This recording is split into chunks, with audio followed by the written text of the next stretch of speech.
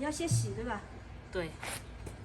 朋友们，我今天准备泡酒啊，你们知道泡什么酒吗？就赤梨酒哈。然后呢，这个是刚买的酒台子。现在赤梨要吗？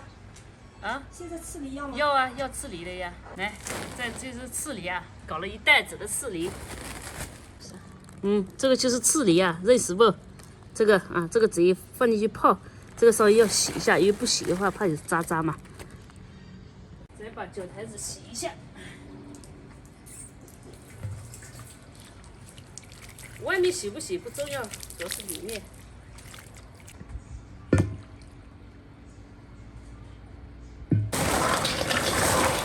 这个洗一下，不洗不行，因为还有那刺，就是这样的。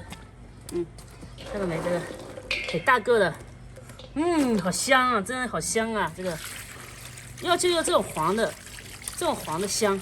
啊，青的还没有这么香，就是黄黄的这种最香的。啊，香，香得很，跟你说，闻起来很香的。这个泡酒很好。我们这边呢，这酒文化特别浓啊，哪怕我不喝酒，但是我家里必须备有酒。就有时候有朋友来呀，这种有客人来呀，才有酒喝。这就是我们的酒文化。每家都有酒，这个啊，它也没啥脏的，但是就是有那个叶子啊之类的，还是洗一下干净一点。你们有没有喝过赤梨酒？这果果像黄橙这样，这种很香，真的很香很香。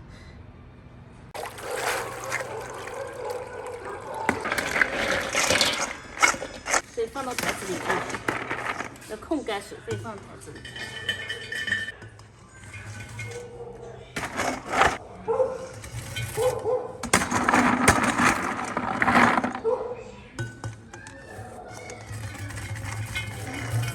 来，酒倒进来，包谷酒、玉米酒，52度的。总共这个桶呢能装50斤，但是我只搞了30斤的酒。10斤啊，我10斤的那个果果泡30斤的酒，盖起来。还可以再加酒。好香。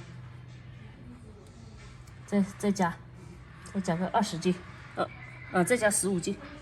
大台子下面有个小台子，看到没？那个是小小的台子。